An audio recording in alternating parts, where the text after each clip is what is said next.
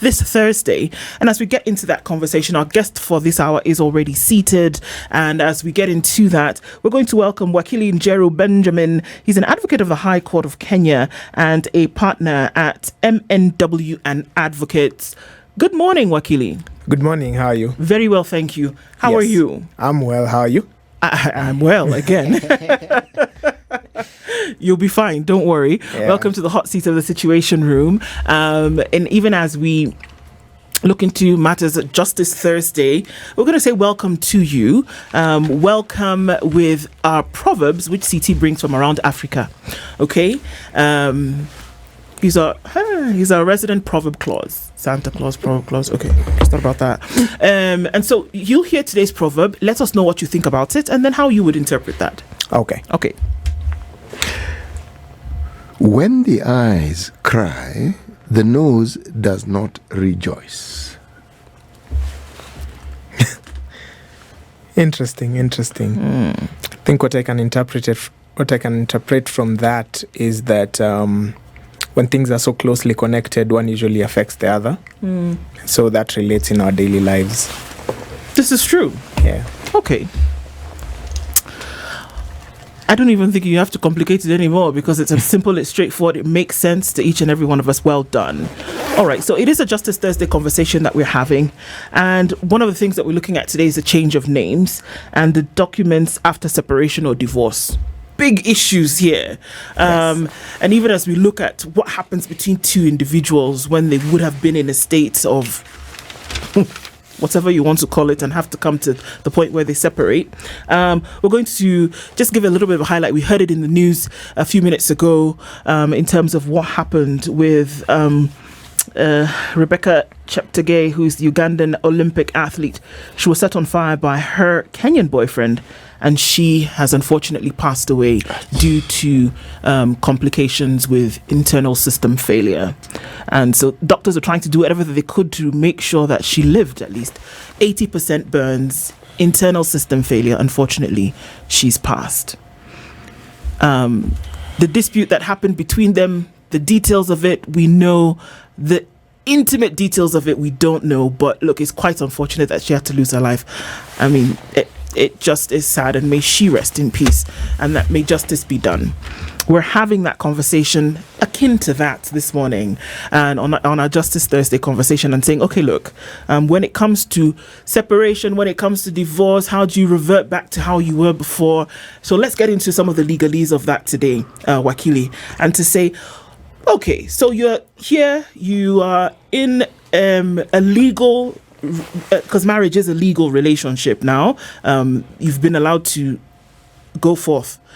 At the point now where you want to end this for whatever reason, are you able to go back to factory settings, as it were?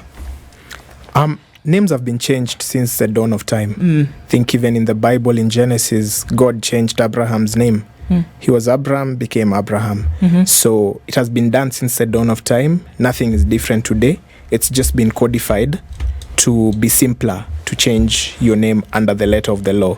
So it happens whether you're married, whether you're single, whether you're a minor. So for sure, it happens, and it's an easy process, which I'll be explaining today. Okay, Yes. So why don't we get into it? What are the processes of changing? Name change. I mean, so of course, marriage, divorce is just one of the circumstances under which names would change. Sure. There are very, very many of them. And how do you go about that? If I decide that I want to change my name today, what am I doing? Where am I going? How am I going about it? So I'll try to simplify it as much as I can. And generally speaking, we do a change of name through what we call a deed poll. A deed poll is a document that is registered under the Register of Documents in the Registration of Documents Act. So what that means is that you apply to change your name based on the documents that you provide for the registrar. One of these documents is your birth certificate, which indicates the name you're given at birth. Another of these documents is your ID, which is what changes after your change of name. Another document is a statutory declaration by someone who knows you and can vouch that this is person X and X and is known by these names. Another document, of course, is a letter from your area chief verifying that this is so-and-so. And then we'll need also fingerprints from the NSSF. You need to get your fingerprints taken. So a lot about a name change is governed because of the issues around it that exist in terms of you could be changing your name for fraud. You could be changing your name in the context of a marriage without the consent of your partner to get into another marriage and commit an offense. So all of these things need to be regulated. So that is why a deed poll exists, so that a change of name is proper to ensure that you've undergone through all the processes and you have the legal capacity to enter into such a transaction. So other than that, mostly we're going to be focusing on marriage, which now means that this is governed under the Registrations of Persons Act.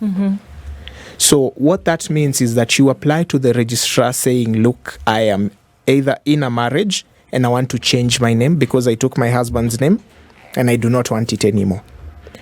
Or I got out of a marriage and therefore there is no need for me to go by my husband's name anymore. So those two are quite different, because when you're outside of a marriage, then what you'll need to produce is your divorce decree absolute to show that indeed you're out of this marriage, and then apply for the change of name. Do you have to take the name change in the first place when you get married? You don't have to. You don't have to, but most people prefer to. So you'll find a lot of people who are married and still retain their father's name. Others opt to go to the Registrar of Persons, who now sits at Huduma Center. You go apply through an affidavit, of course, show your marriage certificate. I'm married to this person. You show up with your ID and your husband's ID, and the name change is effected to the effect that you get an ID with the name of your husband at the end. That's why you find people have hyphenated the husband's name. So you don't have to. And that can only happen if you're married. Yes, you can only take your husband's name if you're married. You can't decide that I like the way Muga sounds, and Yes. I also want to be called. You and I are friends, and then we say, okay, I like the way your name sounds. Yes, Since we exactly. see each other every day, Yes. I can decide. Okay, I want to be called Muga as well. Yes. You must be. You must be in a marriage. No. You can take up a different name, but now the process would be different. You'd have to go through the deed poll way. I can decide to call myself Benjamin Njeru Muga. So I'll do the deed. Choice for name. It's good. Opinions would vary, but okay. So I can go the deed poll way to change my name to Muga, but in the event of a marriage, just to make the process easier, because it's not a technical process at all. You do not have to get these names gazetted as a change of name. You'll just go to the Registrar of Persons with the ID of your husband and your ID and a statutory declaration of the same, and the same will be effected. The difference is in the processes. Yes. So that's what politicians did, the likes of Babayao, quote unquote, in terms of changing names. Those ones went through a deed poll. Through a deed poll. Yes, correct. How long after divorce should a woman wait till she changes her name? Is there a time frame, or it can, straight from court and start the process thereafter? Again, a divorce is a fairly lengthy process, which once it ends and you get a decree nisi and then a decree absolute, then you're completely divorced. That marriage is ended. What are those? Who Nisi? Once you get a divorce, Absolute. The niece is absolute. once you get a divorce, basically just to make it very simple, once you get a divorce, there's a document that actually shows that you're divorced. Yes. That's a decree absolute. And that's what you take to the registrar to confirm that indeed I took this name because I was married and this marriage does not exist anymore. Yeah. Therefore, I am lodging this together with my other documents to change my name back to what it was before I was married. What if it's a nice name and you like it and you just want to, hang on to it? Can you do that? If you've gotten divorced and you like the name, can you still keep it? That's yes, you can. You can still go on maintaining the said name, but then people get divorced for various reasons, and others prefer to get married again, and that would again bring other issues. Yes. Why should it bring the issues? Are you marrying the name of the person? Where mtu anakuita jina la nani. You don't like it. You see, traditionally, people didn't assume their husbands' names or the spouse's names. They did not. You were your name, if you're a lady, because this thing just affects the ladies, the women. It doesn't affect the men, okay? And you were known. So and so, either the addition was where you come from, the daughter of so and so. And in many communities, that changed when you had a child. Then you became somebody's mother. You were so and so, the mother of so and so. For further identification, if there were people in that community who had a similar name, then you'd be the wife of so and so. So, and if there was also doubt, then the daughter of so and so who comes from this place. So the identification process was clear. In fact, as I said, the only time the name changed and it stuck was the name of the child who you first bore, Mama so and so. This is true, but it was just the woman because you were the daughter of. Yes. Then you became the wife of. Yes. Then you became the mother of. And then the mother of took precedence. But the fella has just been the fella who he is. Yeah, he just remains who he is. Yeah. Yes. Okay. Yes. And in case of doubt, if he was polygamous, then he could be identified as the husband of, and then you mention. All the wives. Yes. Many of them. So How has that changed from a traditional setup to now when we're looking at a legal, judicial setup? Has that taken away from any of that, Wakili? You see, I agree with him in that it's a very Western concept, the whole assumption of the husband's name. And the laws themselves, the Registrations of Persons Act, are borrowed from the West, ideally. So what that means is the name itself, even, I'll give an example. If you're in a marriage, you've assumed your husband's name and you don't want it anymore. And you want to go through the same process of changing your name. You need to get consent from this man you're married to in order for you to revert back to the name that you had because you're in the marriage with them. So all of these concepts they're not African concepts. They are very Western concepts because the West are the ones who practice that whole taking up the name, hyphenating the name, all of that. We just borrowed it and appropriated it. Okay. Yes. Do men change their names for the women that they marry? And not to the best of my knowledge. Would there be a problem with that? Well, I'm asking the question because all of this seems to be vested yes, in the man, which you want to also. If we're going to go towards tradition, or whether you're going to talk about Western influence, it was that the man is the one who took a wife. So then everything, according to her, then became vested in him. Where the children came from were as a result of his identity, the name for him. So the question about whether a man would ever take it never would really come out unless it was something of personal preference. Yes, I don't think the law envisioned it because when you read the Registrations of Persons rule, under Rule 9, which is what sets the process of changing back to what you were before the marriage or changing your name within a marriage, it does not envision a man. Plus, we're also coming from the place where women were property. Yeah. Yeah. Yes. I mean, I'm not saying this. I'm not trying to be political. I'm just saying that was the way it was. That at the time it was another thing that you acquire. You've acquired a wife. You've acquired land. You've acquired now a wife. So it was never deemed that it was the woman then who would be giving any kind of identity to this relationship. Yes. But you know what is interesting is that there is the element of independence. The Mrs. So and this and the other actually connotes and denotes the very thing that you mentioned regarding possession. Okay? But in an African setting, the lady retained her names, okay? Philomena Atieno. That was her. She was Philomena, okay? And everything else followed, but her identity was intact. And when you talk about the father, you talk about where they come from originally. You see, you are not diluting that identity. At no point is that identity lost, as I said. Now, the changing of names and the significance is a question you want to ask. When the Westerners determined that for someone to understand marriage, someone had to assume the other person's name. Okay, what is the thinking behind it? think the thinking behind it was what she said about having women viewed as property, because initially you were your father's property. That is why you assumed your father's name. And when you got out of your father's homestead and went into the man's homestead, you had to assume the same name, because what gives you identity also sort of owns you.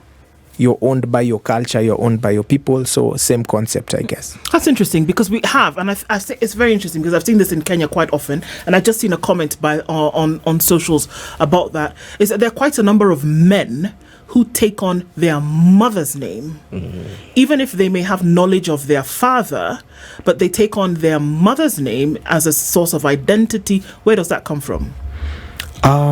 Culturally speaking, and from my experience, it is the circumstances where the man has been raised by solely the mother, and therefore identifies with the mother. Remember, a name is just a form of identity. So if you don't identify with the father, most cultures just appropriate the name of the mother. So they'll take it up and they'll run with it. So that is what the mother will actually register in the birth notification. That is what now will be found in the birth certificate.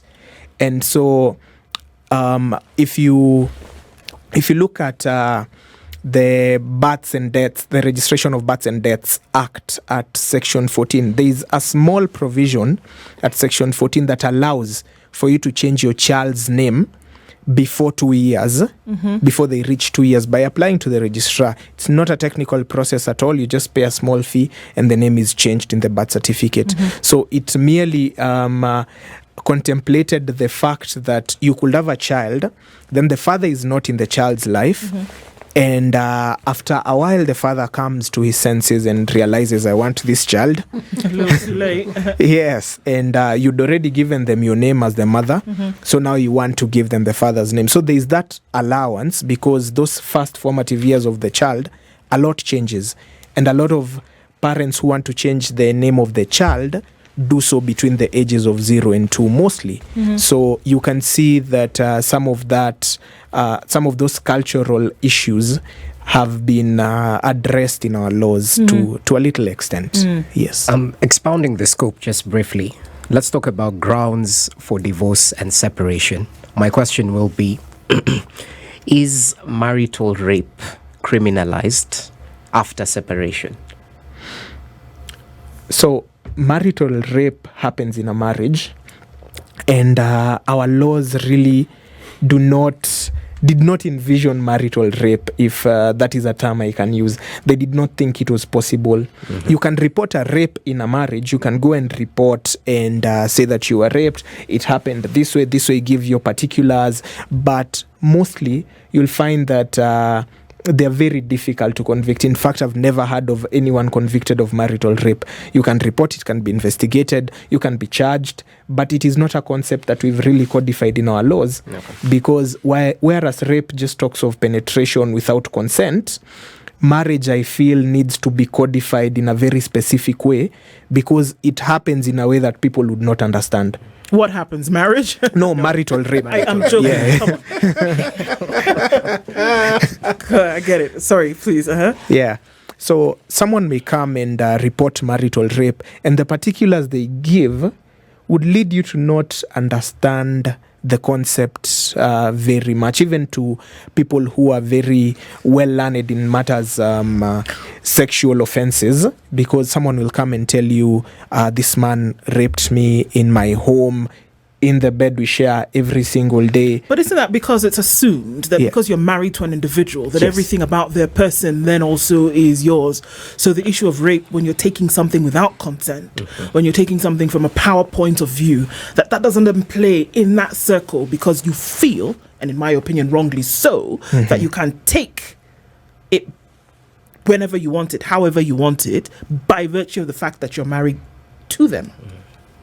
That's where it becomes a vague grey area for a lot of folks.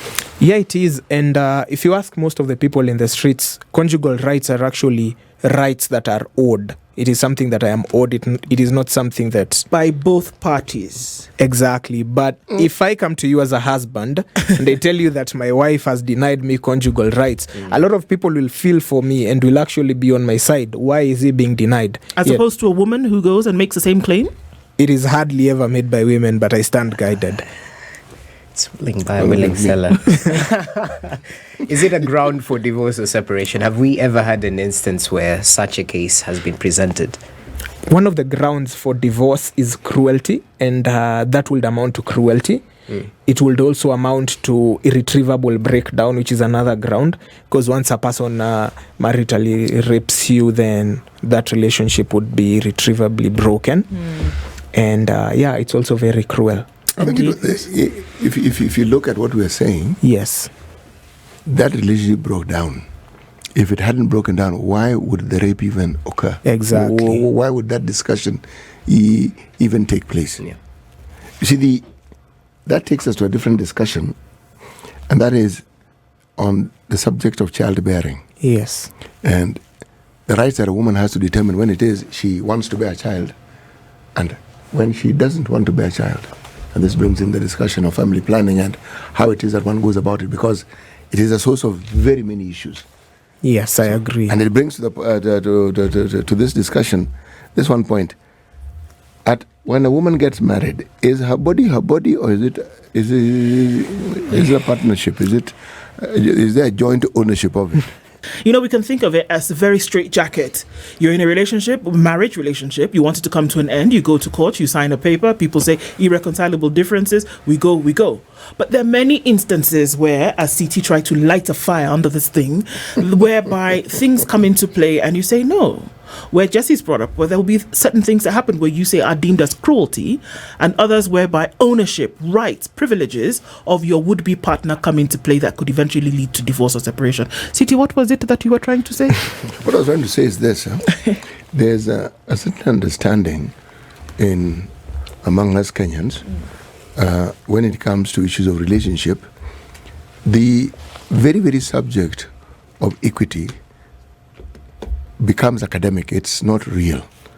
So that the relationship is about who is the senior partner and who has more rights in this particular relationship. I remember having a conversation with some young women whom I worked with once upon a time. And I was discussing this concept. Something had jarred me. I was in one of the places I worked in, Migori specifically, and an altercation had arisen in a cultural establishment. And there were some men who were manhandling some women. And I ventured to inquire what it is that was raising the ruckus. One of them was actually violent, and I actually asked and said, why this violence? And the fellow told me, I've been buying this lady a drink the whole night. And so now she's refusing to go. And I said, go where? I said, just let's pause. You bought her drinks. Did she ask for the drinks? I said, now after she accepted. He said, no, now she must come with me. Ah, okay. So I asked the lady, was that the understanding? Said, no, she was simply having a good time. So the guy asked, why did you accept the drinks in the first place? Essentially, I was witnessing something that it had been assumed it was a quid pro quo.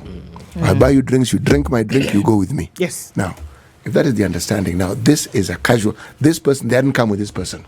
They met the person. They just met along at the cultural establishment. Now, imagine a situation where they're living with this person. You've paid good. Yes. No, before even you've paid goat or chicken, you're just living, okay? Then you've paid, okay? And then with that mindset, what rights will that woman have in that relationship? Now, I think that, especially with people, they think about rights and don't think about duties and responsibilities that come with those rights. So, for example, in your story and connecting it with a marriage, if I'm in a marriage, I think about the rights that accrue to me as a husband, as the man.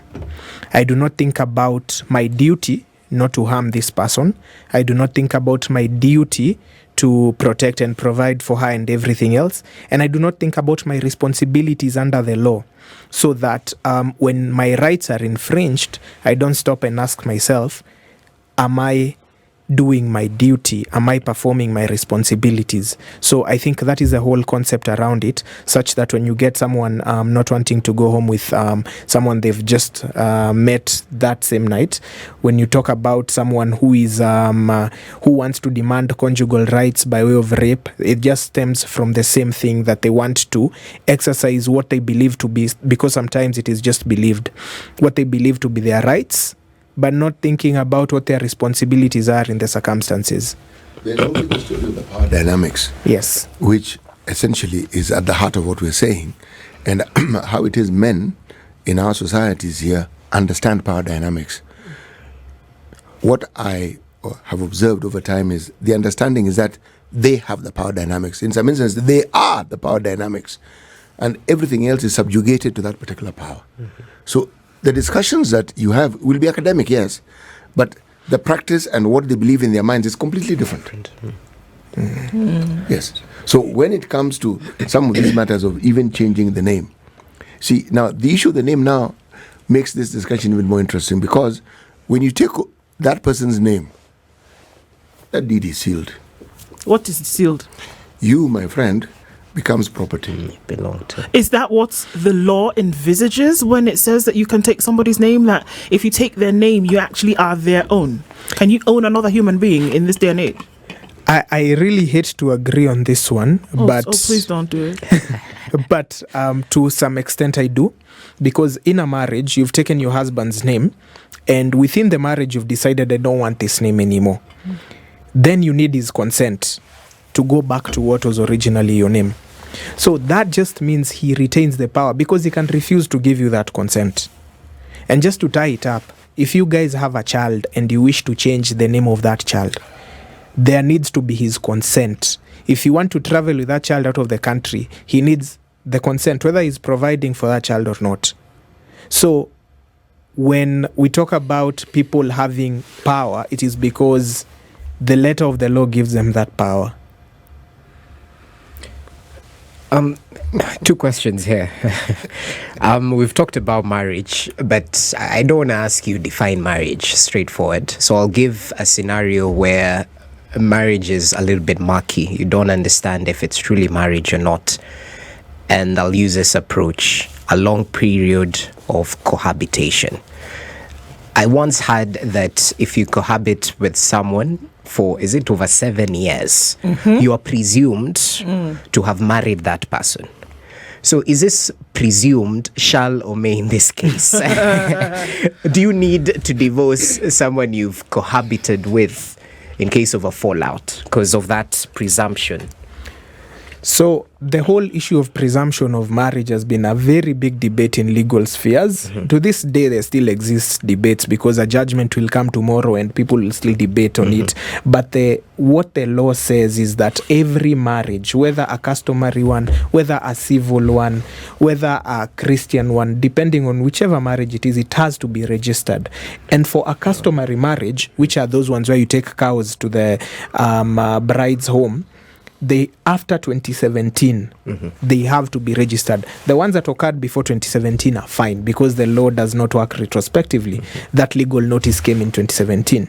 So after 2017, there is no issue of you're cohabiting with someone, or you're just you did a rorashio and did not register it. It has to be registered. It has to be registered. So once you register it, then you get the document, you get the marriage certificate that shows you're married. So now that to get out of a marriage certificate now requires a divorce. Yes. Okay, I'm sorry. I just wanted to seek clarification on that. So if you have been cohabiting, the law says you're not married. You're not married. You're not married. You're not married. It has to be registered at some point. So customary law, when you go Rorashio. That one. That one. Where you go and stop. Rorashio is which one, and Gurario is which one? Oh. There's one that comes before the other. Yes. The Rorashio is the last process, isn't it? Yes. The first Russia one is is the like- first. I don't know. I think we need a marriage expert on this, not a lawyer, because those terms are very technical themselves. Yes, they are essentially there's the technical. introduction and then there's the Yes. engagement, Yes. right? Sorry, Between the payment. two, I don't know which one is called the other, but I think you kind of find that it replicates, especially across African culture. So there's a lot of folks right now who are in this situation that Jesse has described, Yes. that have not gotten anything registered. If you've not registered, because the law does recognize customary marriage where you've gone and there's been negotiation, elders both sides have agreed. Also religious agreements, the law recognizes, as well as now the courts at the AG. Those are recognized. So when you rock up and you're living in the same space for some time and then you say we are married, you're not. Yes, and just a small clarification. Even those customary marriages where you take goats and there's a celebration and everything, but you don't register it, it's not recognized. Okay. Yes, that was just a ceremony. So then in such a situation, you cannot lay claim to this person, you cannot lay claim to property if there has been no registration of this relationship. Yes, the long short is just you may use your children to do it. They will benefit as the children but not of you. the man, but not you as the wife, because you're not a wife. Okay, next question. Property division after divorce. Are we still in the era of once you get out, you lose everything? There's some people who stick in toxic marriages because they're afraid that they'll go without any property. So talk to us about that. And equally, things to update after divorce. It can't just be your name. What else? Is it tax documents? What do you need to change? Transfer title deeds? Talk to us about that. Okay, so it's a very broad discussion, but just to narrow it down, when it comes to matrimonial division of property, the court mostly looks at contribution. And that is one of the main things that they look at. And what contribution means is that if I get into a marriage and we acquire a house, and I bought the house as the man, I bought the land, but you as the wife, you contributed in some way, in that you kept that homestead running, you watered the plants, you did everything else. I don't mean to water down the accomplishments or the input of women in marriages and property, but what you contributed, the court looks at that and determines the share that you're supposed to get. Also, marriages are quite complicated because a man would be married to more than one wife, especially before customary marriages were registered. So you'd find, especially when you go to the rural areas, you'll find a man with multiple wives who would all now seek to benefit. So when you divorce this man, there has to be that allowance for he has other wives who have equally contributed and everything with that. So finally, to your last question, when you get out of a marriage, it is not just a name that you change. For instance, there is issues of property you acquire together. When you acquire land, is it jointly owned? Is it owned in common? So that will now inform what rights you have to that property and what share you have to that property. On issues of tax planning, you will need to amend that, because most of the people plan their taxes or do their taxes capturing their spousal income just for purposes of tax planning. Yes. So everything around that, you have to plan everything that you did with the husband, you sort of have to undo, for lack of a better word. Yes. Okay. Custody issues come into play when you're looking at separation and divorces with children, young children. The practice, practice of judgment that we've seen historically, is that when there are young children involved, usually the care of custody is given to the woman. Why is that? In law, we have something called the tender years doctrine. This is the presumption in law that once a child is between the ages of 0 to 5, they are very vulnerable and really need the care of the mother, when you weigh between the mother and the mother usually gets the rights to that child in terms of custody because of that doctrine in law. However, it is not absolute. And what I mean is that depending on a case-by-case scenario, a court may hear both sides and actually determine that the person who is fit to have actual custody of this child is the father. So it is not something that is blanket or set in stone, but that tender years doctrine is the general rule of thumb, so to say. Yes. Okay. So then come to a later date, it's possible that the custody could to then go to the father. Yes, sure. Under what circumstances would that be? Under the circumstances that the father, in the court's view, or in the view of both parties, the father is best placed to take care of the child for several reasons. One would be economic reasons. Maybe the father is in a better economic position to take care of the child. Number two is mental reasons, where it is found that the mother is unfit to take care of the child, because before a matter gets to court, it has gone through children's offices who have now prepared a report showing that this child lives this way, and the relationship with the father is this way, the relationship with the mother is this way. So the court will be very pained to give custody to the mother, where it is found that maybe the mother abuses a child or neglects the child, or has gotten married and just abandoned the child. Yes. And what about upkeep? We are seeing several cases in country whereby upkeep is demanded by, in most cases, the mother in the case of separation and or divorce, and then the court will award upkeep. Because is there an understanding, or is there an expectation that the father, like you said earlier, Wakili, should provide for this family? And so usually the court will say, okay, fine, if you were living together, you would have provided anyway. So now that you're living apart, for whatever reason, please carry on and provide. We have seen cases where some of these things have, by virtue of the fact that if the father is financially capable, that the demands then are quite rigorous. What does the law say about upkeep matters in the case of separation and or divorce? Now, the Children's Act, which came into force in 2022, is very progressive in that regard, and it views the rights and the responsibilities of both parents as equal.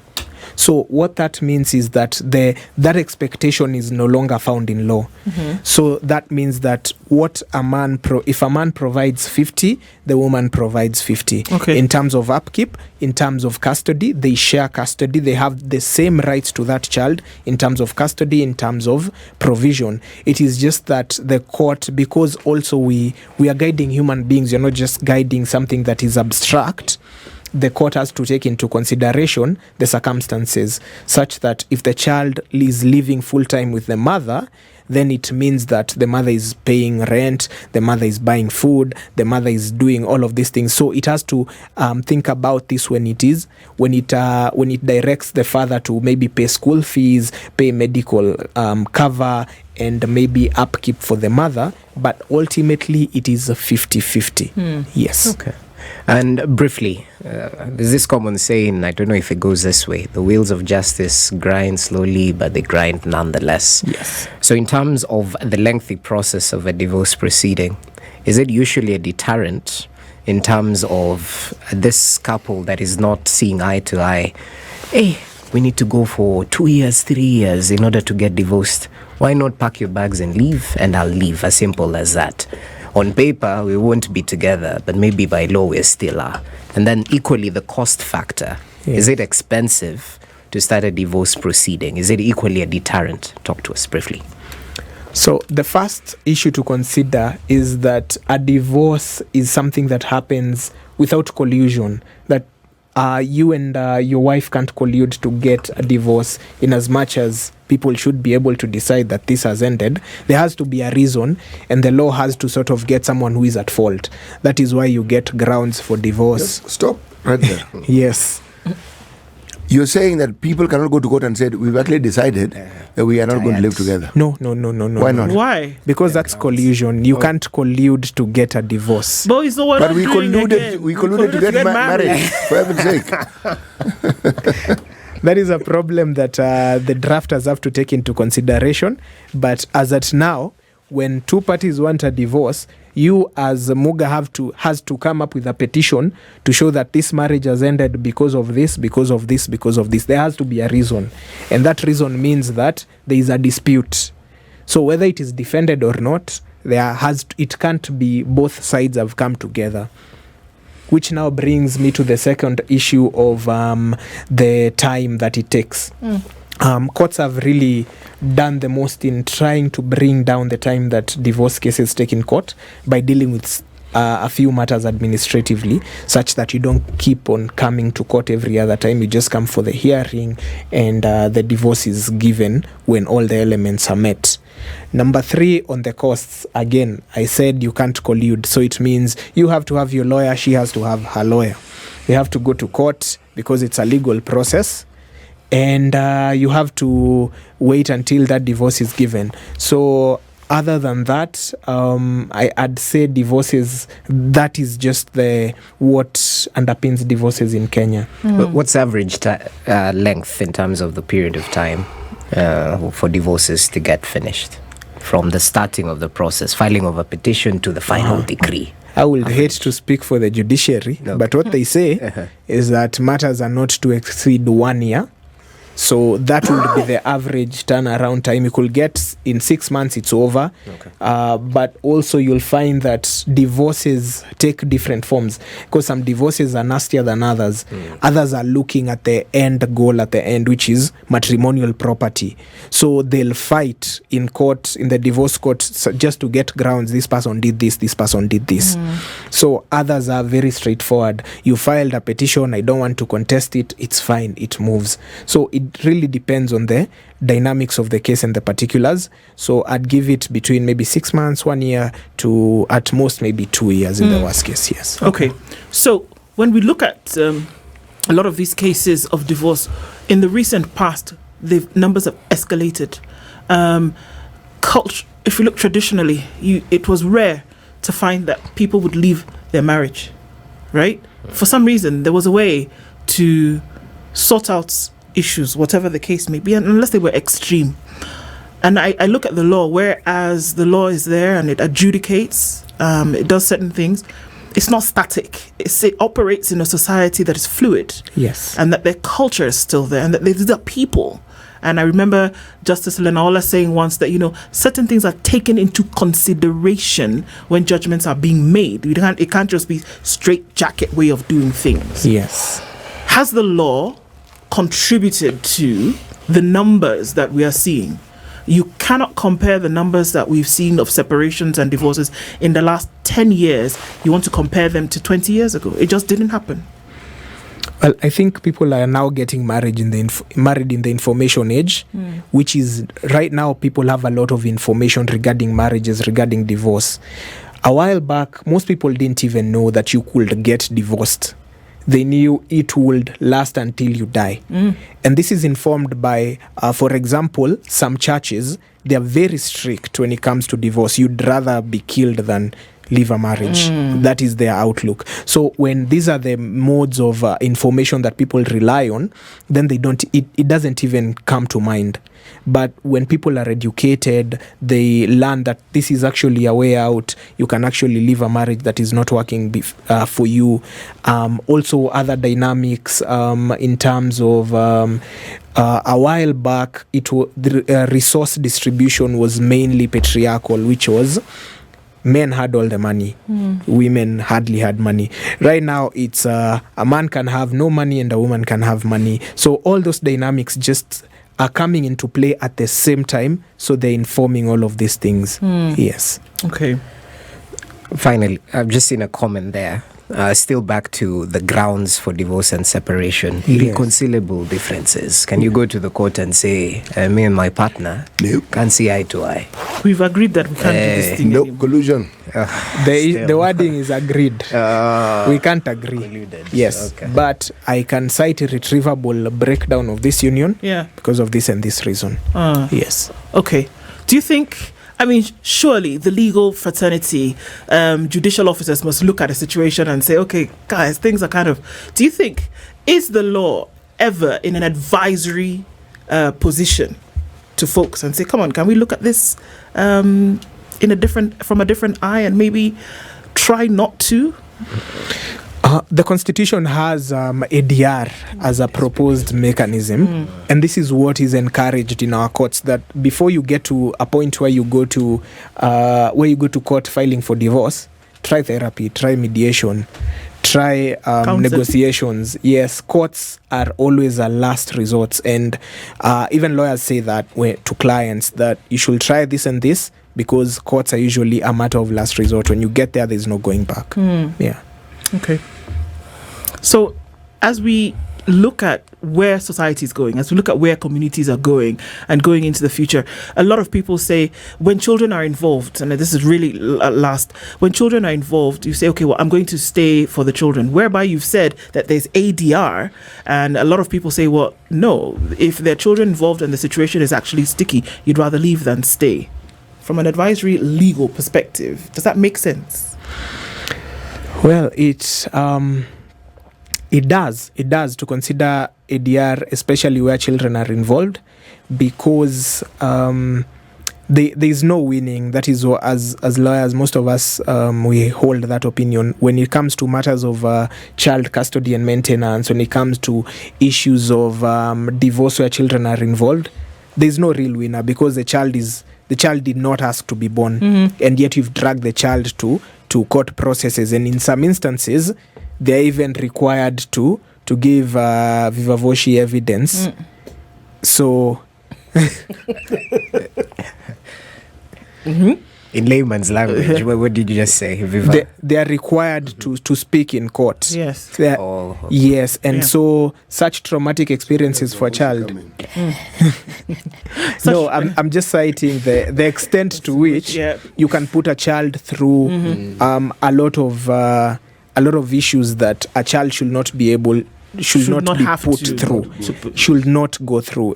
So that is why I think ADR should be very recommended, especially in child cases, because it removes that aspect of courts, lawyers writing to each other, battling it out in court, having a hearing where we are saying this one did this, this one did this. It is not very pretty. Indeed. Yes. Wakili Njeru Benjamin has been our guest this hour, looking at very many issues around separation and divorce and some of the elements that come into play, ignored a lot of times, but extremely important. Thank you for being part of our Justice Thursday conversation today and bringing us to the end of Kenya's biggest conversation, the Situation Room, for this Thursday. Thank you very much for being here with us. This is the Situation Room, the only way to start your day.